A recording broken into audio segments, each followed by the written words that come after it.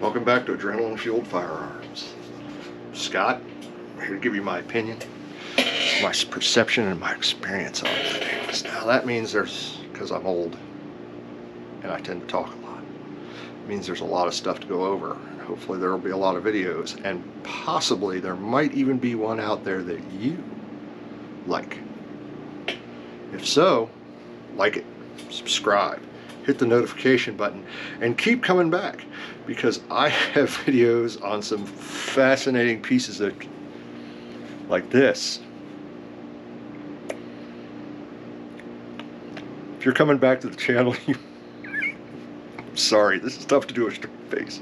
So if you've been with the channel at all, or you're coming, this is my first video, go look around. I have some from the safe videos and discussions of various firearms that I may or may not like very much. This is going to be a terrible video. Nobody's going to watch this crap, but I'm going to finish it off for you folks. This is the Russian Mosin Nagant. It was utilized during World War II by the Russians to fight the Germans to keep them out of their country. There's a neat movie out there that all you youngsters may not be familiar with, but basically it's this Russian military officer is handing conscripts. One gets a rifle and the next one gets a clip of rounds. When the man with the rifle dies, load the ammunition into the rifle and continue fighting. I wasn't there, but I got a nasty feeling that that is in fact how it went. They had more bodies than they had industrial capacity, and they had a need to do things. Speaking of industrial capacity, my Mosin Nagant was a yard sale special. It was gifted upon me by my stepdad because he found it at a yard sale in a bucket of scrap metal. It's pretty much where it belonged. It's been sporterized. So one of the things I haven't discussed with modification of firearms, because it just exists, it's a historical fact.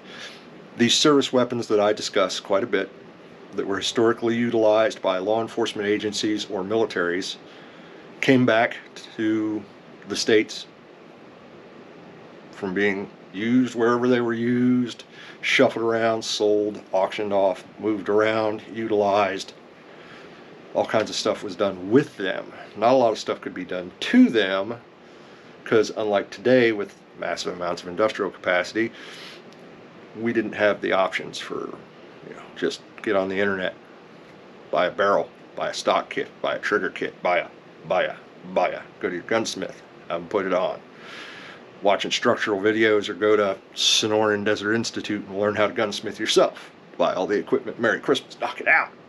This was not an option back then. So the primary thing that was done with some of these military firearms was what they call sporterizing.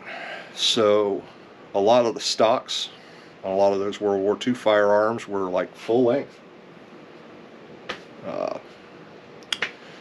British, full friggin' length, just a little barrel peeked out. American had like 4 inches of barrel on the M1 Garand. I'm not even going to get into the M1 carbine. In my grandfather's opinion, that thing sucked. But anyway, various amounts of barrel were exposed on some of these bolt actions. This one, someone shaved that down.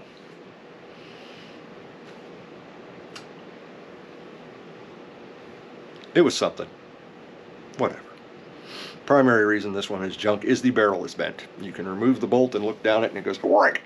Now, being a dum-dum baby, I actually shot it before I removed the bolt and looked down and the barrel was going whack. I put a scope mount on this bitch and put a scope on this thing and was like, why can't I hit a target? It's always off to the... Oh, that's right. It was found in a scrap metal bucket. Oh, that's why I can't hit nothing. So I didn't blow my face off, thankfully, but lesson learned. Now, when my stepdad gives me something, I carefully inspect it. You don't want to look a gift horse in the mouth, but you might want to look down the barrel of a gift gun and see if it... You never know. All in all, these weren't terrible firearms. It's a bolt-action firearm utilized by the Russian army. And guess what? Look up a little history, Google a little stuff, find out if they ever referred to Russia as East Germany.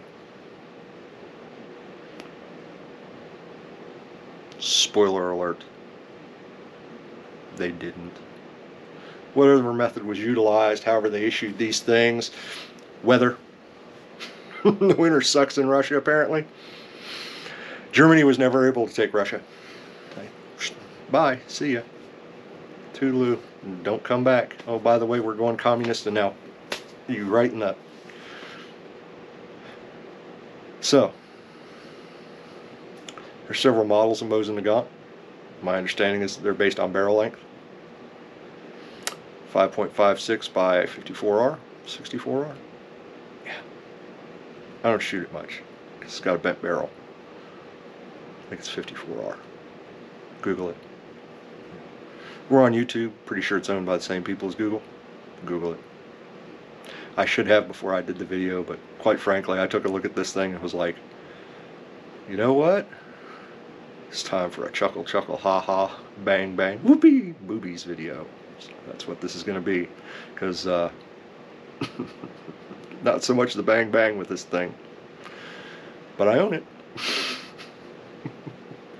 Probably never get rid of it, because I've been told I'm a pack rat, but I still own my first car, so I really don't believe that I'm a pack rat.